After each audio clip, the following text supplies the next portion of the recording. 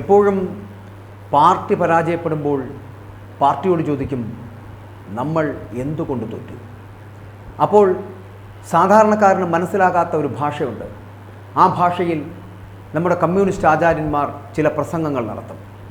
ആ പ്രസംഗങ്ങൾ കേട്ട് സംഭൂജരായി സംതൃപ്തരായി അണികൾ വീണ്ടും ഇവരോടൊപ്പം ചേർന്ന് നിന്ന് ഇൻകുലാബ് സിന്ദാബ വിളിക്കും, വിപ്ലവം വിജയിക്കട്ടെ എന്ന്.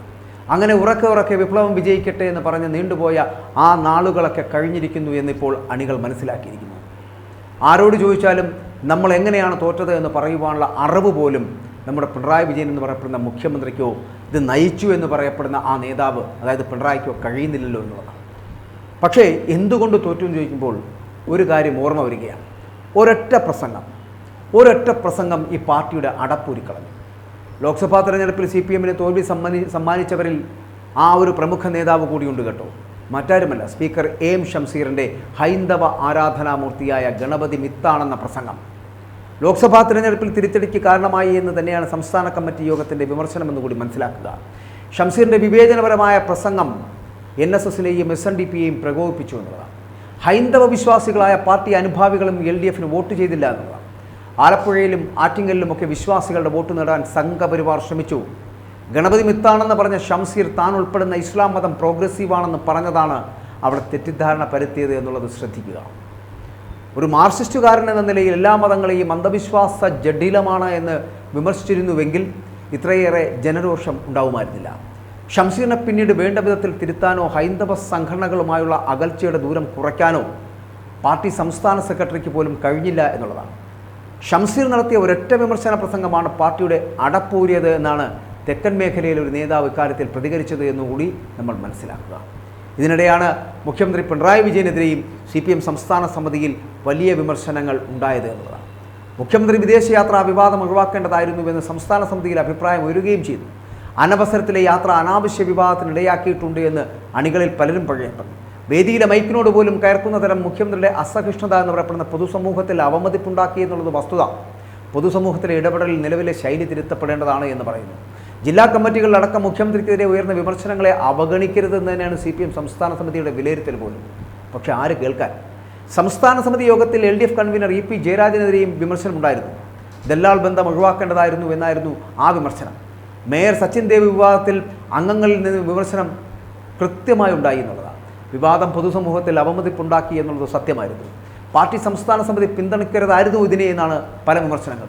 മറ്റ് സംസ്ഥാനങ്ങളിൽ പ്രചാരണം ഷെഡ്യൂൾ ചെയ്യാത്തത് കേന്ദ്ര നേതൃത്വത്തിൻ്റെ വീഴ്ചയാണ് എന്നുള്ള അഭിപ്രായം വരെ സംസ്ഥാന സമിതിക്കത്തുണ്ടായി. പക്ഷെ ഞാൻ പറഞ്ഞു വന്നത് ഒരൊറ്റ പ്രസംഗം എന്തുകൊണ്ടാണ് ഒരു പാർട്ടിയുടെ അടപ്പൂരി കളയുന്നത് എന്നുള്ളതാണ്. ലോക്സഭാ തെരഞ്ഞെടുപ്പ് കാലത്തിൽ ഇത്രയേറെ പരാജയം നേരിട്ടിട്ടുണ്ട് എങ്കിൽ NSSൻ്റെയും ഒപ്പം തന്നെ ഹിന്ദു സംഘടനകളുടെയും SNDPയുടെയും ഒക്കെ വോട്ടുകൾ ചോർന്നുപോയി എന്നുള്ളത് ഈ വസ്തുതയാണ്. 25% വരുന്ന SNDPയുടെയും അതുപോലെ തന്നെ NSSൻ്റെയും ഒക്കെ വോട്ടുകൾ ഏത് കോണിലേക്കാണ് പോയത്? BJPയുടെ വളർച്ചയെ നമ്മൾ ഒരിക്കലും തരം താഴ്ത്തി കാണുന്നത്. BJP എന്നുള്ള പറയുന്ന പ്രസ്ഥാനം ഹൈന്ദവരുടെ മാത്രം പ്രസ്ഥാനമായി മാറുന്നു എന്നും കരുതരുത്.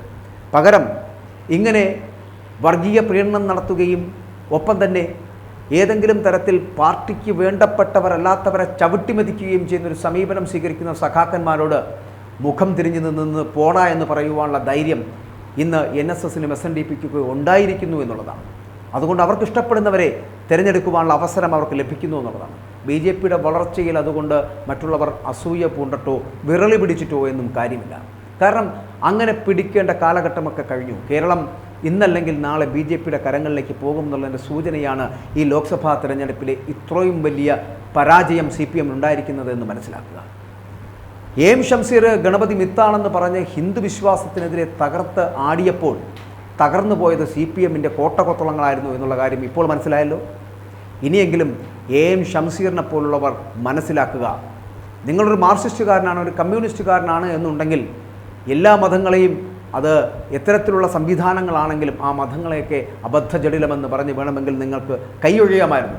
പക്ഷെ സ്വന്തം മതത്തെ പ്രോഗ്രസീവാണ് എന്ന് പറയപ്പെടുകയും ഒപ്പം തന്നെ മറ്റു മതങ്ങളിലെ ദൈവം മിത്താണെന്ന് സങ്കല്പിക്കണമെന്ന് സങ്കല്പ സിദ്ധാന്തം അവതരിപ്പിക്കുകയും ചെയ്ത AM ഷംസീറിൻ്റെ ആ ഒരൊറ്റ പ്രസംഗം പാർട്ടിയുടെ അടപ്പൂരി കളഞ്ഞു എന്നുള്ള കാര്യം മറന്നു പോകരുത്.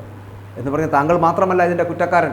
നിങ്ങളുടെ മുഖ്യമന്ത്രി ഉണ്ടല്ലോ, നിങ്ങൾക്കും മേലെയുള്ള ആൾ, നിങ്ങൾക്കും ഒരുപടി മുകളിൽ നിൽക്കുന്ന ആൾ, അദ്ദേഹം ചെയ്തു കൂട്ടിയ പരാക്രമങ്ങളും ഇതിനപ്പുറമായിരുന്നു എന്നുള്ളതുകൊണ്ട് തന്നെയാണ് ജനങ്ങളോടൊന്ന് ചിരിക്കാൻ പോലും കഴിയാത്ത, ജനങ്ങളോട് സംവദിക്കാൻ കഴിയാത്ത, ജനങ്ങളുടെ പ്രശ്നങ്ങൾ മനസ്സിലാക്കാൻ കഴിയാത്ത ഒരു മുഖ്യമന്ത്രിയെ ഈ നാടിന് വേണ്ട, അത്തരത്തിൽ നാടിന് വേണ്ട എന്നുള്ളതാണ് ഈ ലോക്സഭാ തെരഞ്ഞെടുപ്പിൽ നിങ്ങൾക്ക് തന്നിരിക്കുന്ന ഈ മറുപടി എന്ന് മനസ്സിലാക്കുക. ഇത് ഇനിയും മനസ്സിലാക്കുന്നില്ല എന്നുണ്ടെങ്കിൽ, ഇനിയും ജനങ്ങളെ പരീക്ഷിക്കുവാനാണ് നിങ്ങളുടെ ശ്രമം എന്നുണ്ടെങ്കിൽ, ഈ പാർട്ടി ഇപ്പോൾ ഒരു 19 നിയോജക മണ്ഡലങ്ങളിൽ ഉണ്ട് ഒന്നാമതായി എന്ന് പറയുന്നത്. നാളെ ഒരു നിയോജക മണ്ഡലത്തിൽ പോലും നിങ്ങൾ ഉണ്ടാകില്ല, പ്രത്യേകിച്ചും പിണറായിയുടെ നിയോജക മണ്ഡലത്തിൽ.